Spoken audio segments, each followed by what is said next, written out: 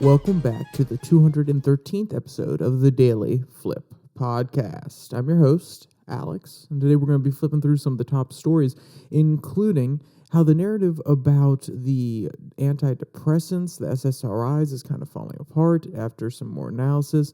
The pushback against SAT and ACTs and how that's also falling apart, and some interesting breakdown of what's going on there, as well as illegal immigrants may be able to vote in the primaries in Arizona. So we'll see how that one pans out. We'll talk about that. And of course, we'll end today with our daily delight, a story meant to leave you feeling positive and ready to take on the day. Now, that's enough rambling from me.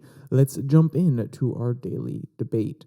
So, you know the movie Limitless. If you haven't seen it, go watch it. Definitely a good movie. But do you know the NZT pill? That beautiful little pill that gives you access to all the functioning of your brain, all the deep recesses of your memory, any information you ever stored, makes you feel like you're operating efficiently, so on and so forth. If that was an actual drug, and the side effects are exactly the same, you knew the side effects, would you still take it? Would you still take the advantages it gives you with all those downsides as well? I think it's interesting, and I think it also, the answer that you give is evocative of the culture that we live in, and this reticence to take drugs in order to solve certain issues that we have, or to even just give us a boost in certain situations. So, well, I mean, in that case, we know about the Adderall epidemic in colleges, where students are taking them so they can study longer, so on and so forth. Anything that can give them the edge, even if it's a chemical drug, they'll do it. So, on that topic, let's jump to our first article that comes from counterpunch.org. The headline reads, Scientific Misconduct and Fraud, the Final Nail in Psychiatry's Antidepressant Coffin. So, antidepressants have become very, very popular throughout the late 80s, early 90s, the rest of the 2000s. A lot of people, I don't want to say a majority of people, but a lot of people, especially in younger generations, are on some form of SSRI or SNRI, and these are meant to stabilize the brain chemistry and to really bring you back to a normal state. That was the argument when they were first put out there. Well, the data is finally being reported on, and it turns out that that is not actually a great solution to any form of depression that somebody may face. And this is not 100% true. There are certain cases where these drugs are very effective and they help people, but a lot of people who are experiencing depression, it would probably go away within a year if it was left to its natural ends. And some people would argue, well, hey, no, that's not okay. We can't leave it for a year. I mean, some people, that's a torturous year. Do we really want people to live in pain? But the question is, are we going to give them drugs that actually work, or are we going to give them something that will make them feel better just taking it, and the side effects that come along with it aren't as, beneficial as a placebo pill? And yes, what I was referring to is just taking it could have a placebo effect. There's actually some interesting research about that, and I want to jump to the first quote from this article that highlights what I'm talking about here.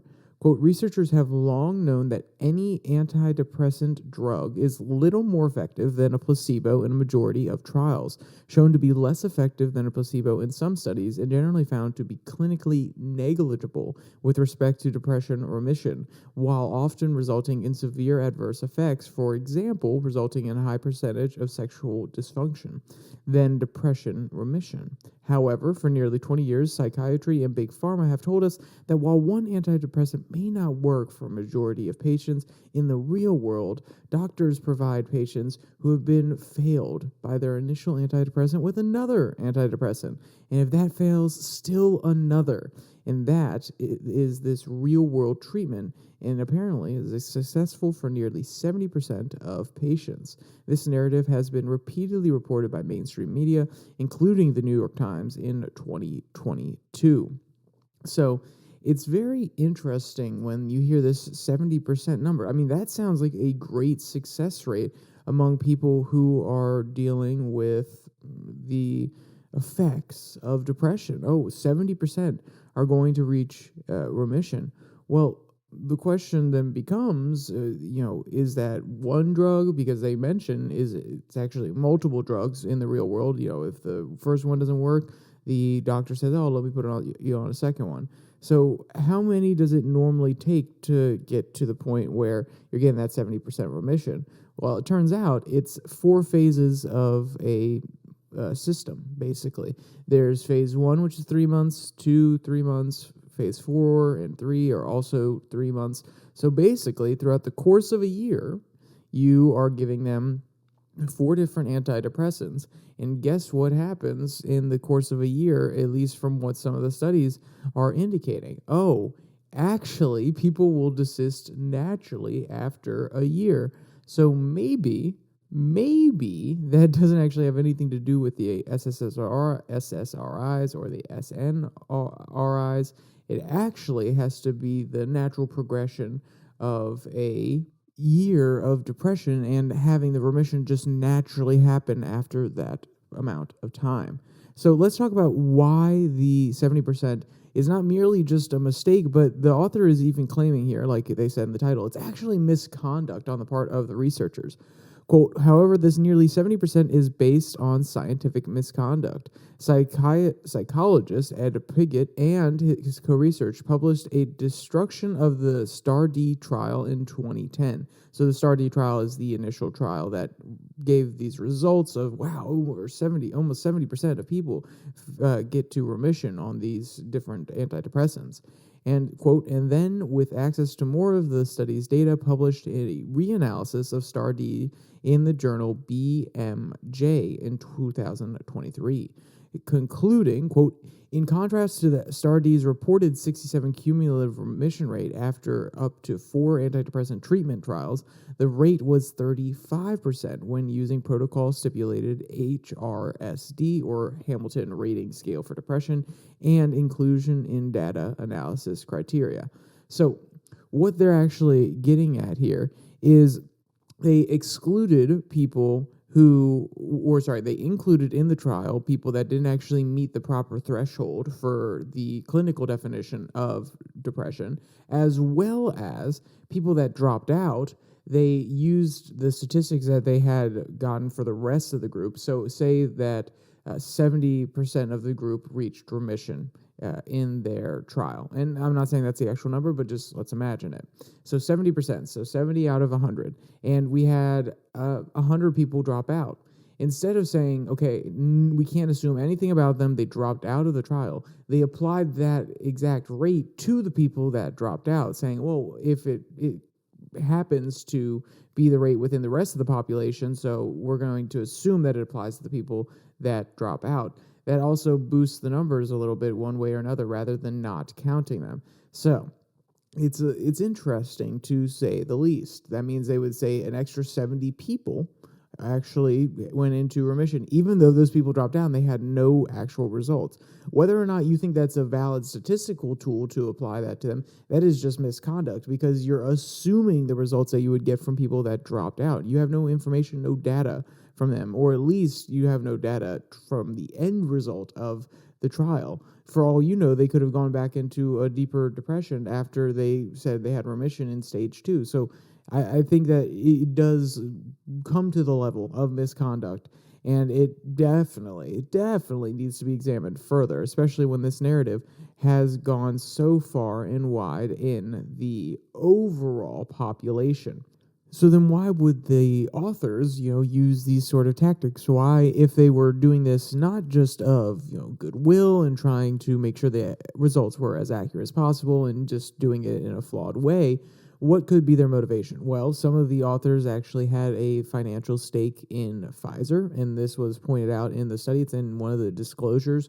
And that's one of the producers of the antidepressants. I believe Zoloft is the one that's produced by Pfizer. So there is this idea that, okay, hey, I'm not going to hurt my company here. That's what the author's trying to really point out, trying to highlight, that these people had an interest in making sure that these SSRIs looked good, because they are a good segment of Pfizer's portfolio when it comes to getting money from patients. Now, it wasn't as large of a section of the portfolio in the 1990s when this study was initially conducted, but still, any little bit of leaning, you don't want to hurt the stock price if you own some stock in that company, so on and so forth. So I've been saying this whole time that, natural remission is very high. And you're probably thinking, Alex, you have not quoted anything. You have not given the information for that. You're just pulling something out of your butt. No, I do want to jump to this last quote that I'm going to read from this article that highlights the natural remission rates for people with depression.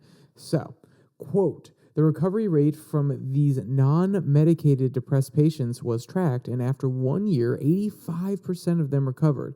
The study authors concluded if as many as 85 depressed individuals who go without somatic drug treatments spontaneously recover within 1 year, it would be extremely difficult for any intervention to demonstrate a superior result than this.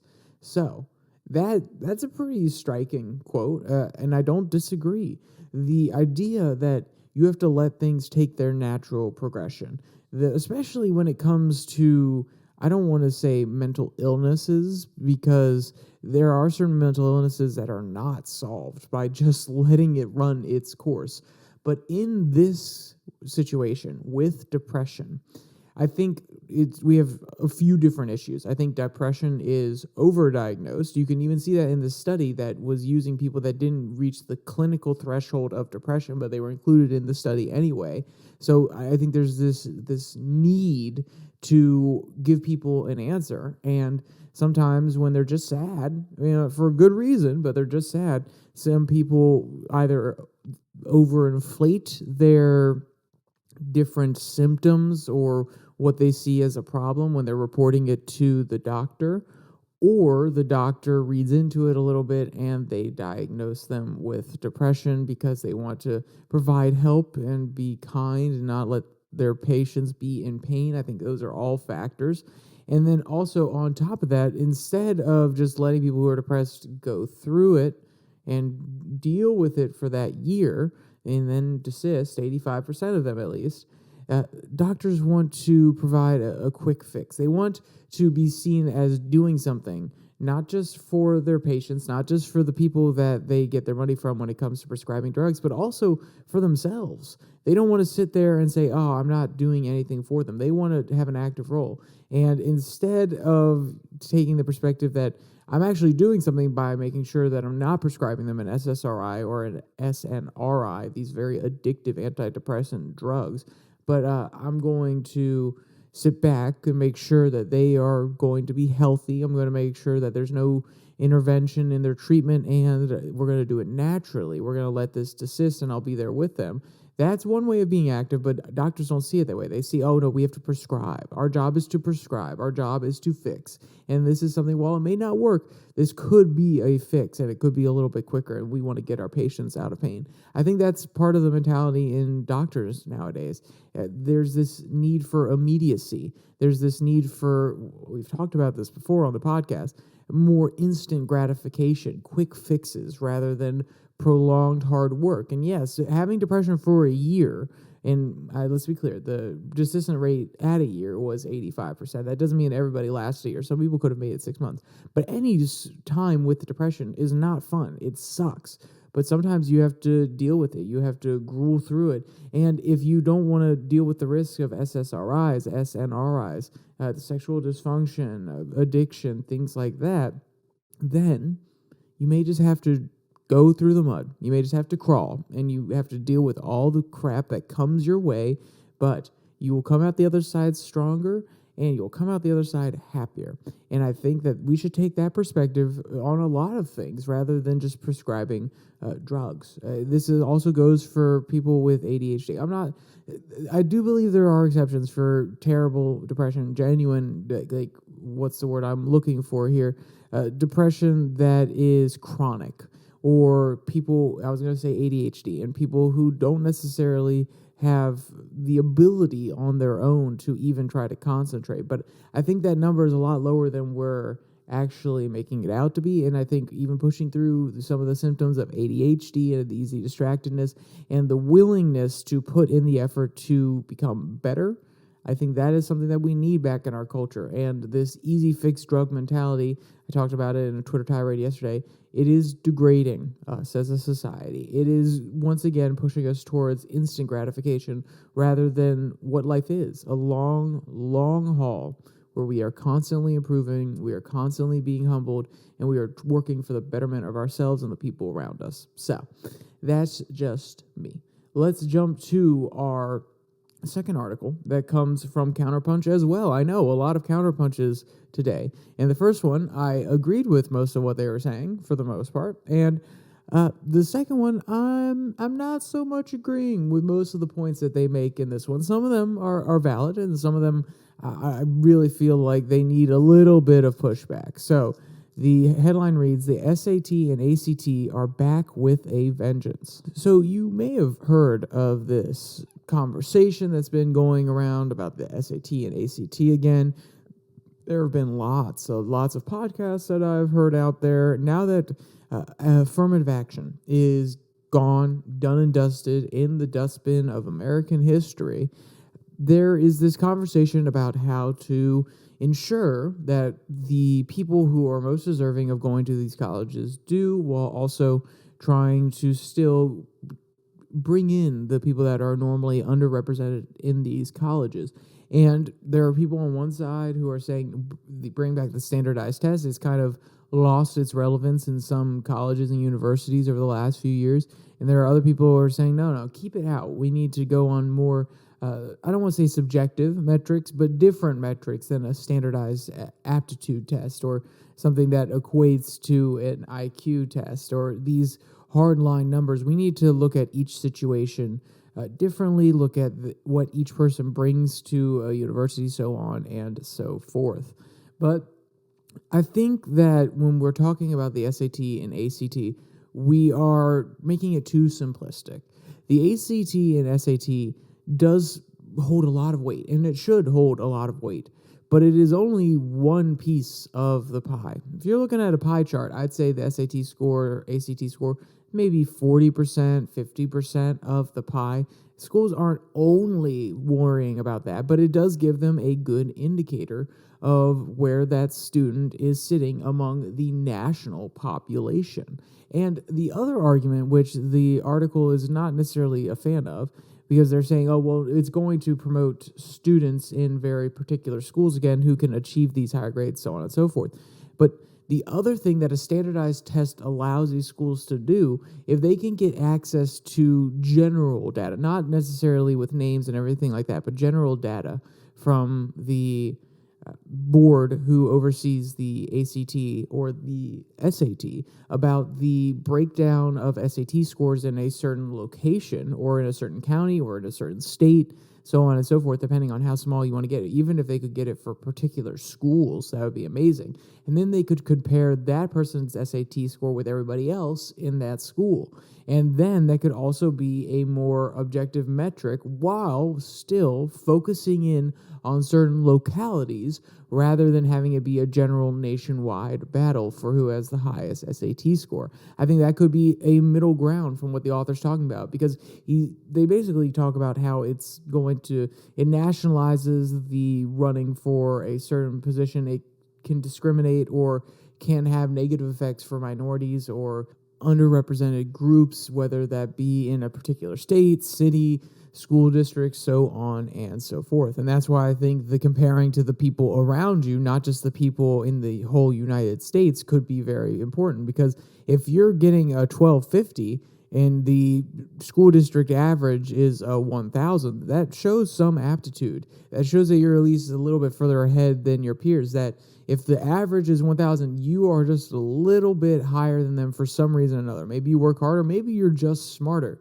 But there is something special there that the college can cultivate and get ready for the wider world and prepare you when they give you or train you to get a degree. So let's jump to one of the quotes from the article. Quote, "Standardized test scores are a much better predictor of academic success than high school grades," Christina Paxson, the president of Brown University, recently wrote. Stuart Schmill, I'm pretty sure I pronounced his name correctly, the dean of admissions at MIT, one of the few schools that has reinstated its test requirement, told me, just getting straight A's is not enough information for us to know whether the students are going to succeed or not. So these are the pro arguments. These are the pro SAT arguments that the author is pulling out from a whole bunch of different sources. He has a lot of different quotes from different articles, professionals, things like that. So that's one side. Now let's go to another side. Quote, these findings lead to one central conclusion. Substituting one university admission exam for another benefits neither students nor schools. Colleges are genuinely committed to increasing the representation of African Americans, Latinos, and Native Americans must look into other alternatives. And yes, I definitely see where the author is coming from, or I take that back. It's actually a book from 2002 that he's quoting from. But I see the point that they're going for here, which is if these tests are not benefiting these groups, then maybe they shouldn't be used to analyze whether or not these different groups should get into college. Maybe there should be other metrics. Yes, maybe there should be other metrics. There should be other things that you evaluate, because I do agree that raw test scores are not the only thing that matters. If your test scores in high school are low because you're looking after your grandparents, or you're constantly involved with your church and doing service missions, and that takes a lot of your time, then yes, those are other factors that need to be evaluated. And they're key traits that could be very useful in a college as well. So it needs to be a holistic picture. But the SAT and ACT gives you a baseline. If you are getting a 800 on your SAT score, is that even possible? What if you're getting the lowest number? Like you're just barely getting by on the SAT. That tells them something. It tells them, okay, let's look at his past. Oh, wait, he skipped school. It asks the colleges to make a baseline and then look into why that baseline exists. Now, if you got the lowest score on an SAT, and that's because you were constantly out of the country studying in other locations, you were doing different missions, so on and so forth, you looking after your family members, all of those things, it provides a baseline, and then it allows a context for the other things that happen. And then for the people who are looking after their grandmothers and so on and so forth and are able to also get a high SAT score, guess what? That is indicating to the colleges that, hey, this person is intelligent, they're putting in the hard work, and they're doing something else. You need that baseline. You need that meritocratic baseline in order to truly evaluate somebody on what they bring to colleges. If it's just all completely subjective, if everybody's saying, oh, well, I was volunteering for multiple hours, that's why my grades were so low, then great, that you're volunteering. Good for you. But high school grades are different in different locations. Teachers grade on curves and some don't. So that is not standardized. That is hard to have a baseline that goes across the entire nation, which is where these colleges are recruiting from, the entire nation, if not around the world as well. So having a standardized test where the grading system is exactly the same, the questions for the most part are of the same difficulty, so on and so forth, it provides the baseline that you bounce off of. And that is the importance of the SAT, because like I said, and like the author even admits, some schools, some locales are not as well funded. They don't have as good of an education system. Their teachers aren't as well paid. Their teachers just aren't as inspired to care about the people. They grade in different ways. There are so many different factors that having a standardized test allows everybody to put their best foot forward. And yes, the author goes on to talk about anxiety. And as a person who faced anxiety when they took the SAT, I understand, but that is something that you have to get over, because anxiety is a part of everyday life, especially in college. If your college experience is without anxiety, then I don't know what you're doing in college. You're either a genius and you can just fly right through, or you're somebody who just doesn't care. So that anxiety is also baked into the standardized tests, because it is also a measure of how well you do when taking tests, how you deal with anxiety. Are you prepared? Are you not prepared? Can you handle it? Which is exactly what college admissions people need to know for students coming into their school. They don't need somebody, they don't want to put a student through an experience that they're not ready for, that creates overly anxious people, and then they drop out and they've wasted their money, or because that looks bad on MIT. Oh, wait, our dropout rate this year was blah, blah, blah. but also it's not good for the students. They don't want students to have to deal with that sort of anxiety and be hurt in that way. So I think that the author is jumping over some things and, jumping to their logical conclusion, which I agree. I'm also doing. I'm backfilling my logical conclusion as well. But I think I'm making more of a synthesis of some of the points they're making and some of the other points that other groups are making, which is, I think both of those things can be true. I think that there are underserved communities, but if you look at average SAT scores for that area and you have someone higher, that gives you a good understanding of what that person is doing. It also provides a baseline versus the rest of the nation if they line up with average, and you sometimes let average people into these different universities because of extracurriculars. Maybe you can consider that one highly. You think that they'll have a good success rate because those people that are average work hard. I don't know. There are lots of different ways to look at it. I don't have access to all that these colleges have. But there are stories, there are narratives here that each person is trying to relate to the colleges, and the SAT and ACT scores are a part of that story. They're part of the narrative. They provide more context, and that's exactly what colleges need. They don't need less information, they need more. And that information, when it's standardized, is a better metric of whether or not somebody is going to get through college, whether they're going to succeed, whether they're going to graduate, and whether or not they're going to put money back into the college because they have such a good career that they can. Not to be blunt, but that's also what colleges focus on. They want a return on the investment that they put into people. Let's be clear, the people are paying for that investment, but also they want to provide them with the ability to go out and make money so then they can return to the college later and be one of the large donors sending money back to their favorite college.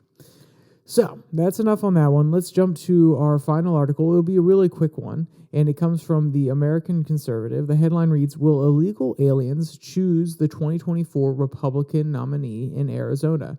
And you may be thinking, whoa, what do you mean? What do you mean? That's not okay.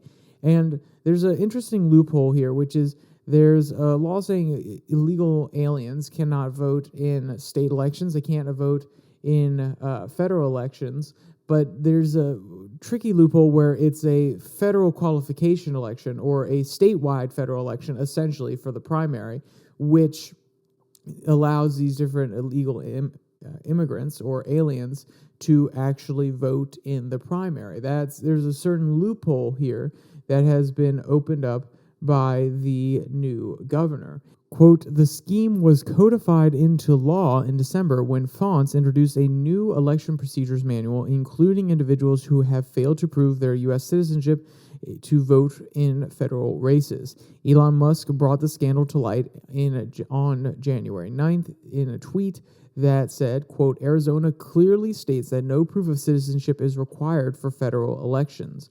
State Democrats and their GOP establishment ally, Maricopa County Recorder Stephen Richer, have tried to deflect by pointing out that Arizona is the only state which requires documented proof of citizenship in its voter registration form, something other states should adopt as well," end quote. So you can see here that they're making a new loophole. They're changing some of the procedures.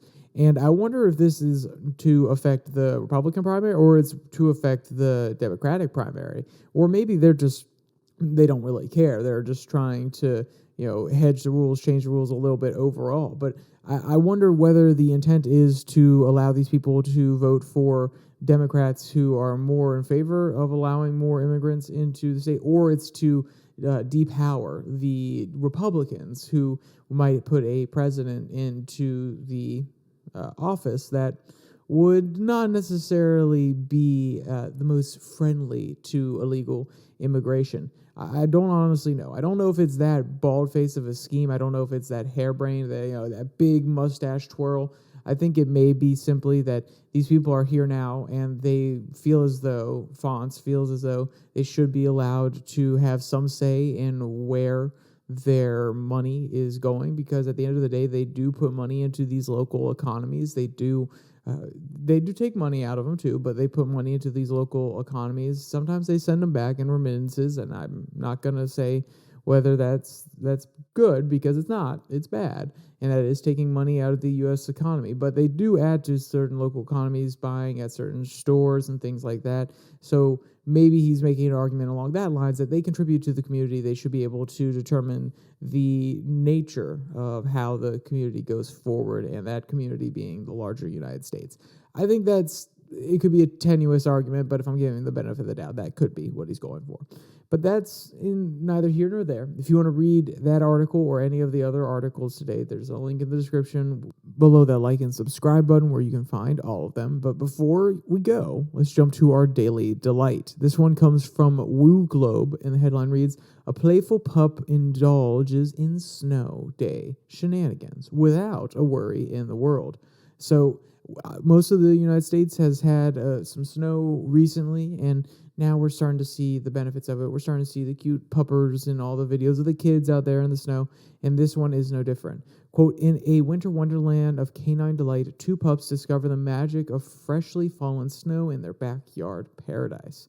And just like I mentioned with the other articles, this article and video is also in the link in the description below the like and subscribe button. Also down there, you can find the podcast on Spotify, Pocket Cast, Google Podcasts, as well as Podvine, and the Twitter handle at Your Daily Flip, where I post a Twitter tirade every Tuesday and Thursday.